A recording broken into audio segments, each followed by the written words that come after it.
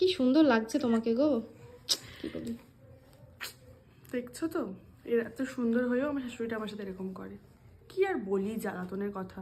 খবরদার প্রেম করে বিয়ে করো না গো, তাহলে আমার মতো তোমাকে চলতে হবে।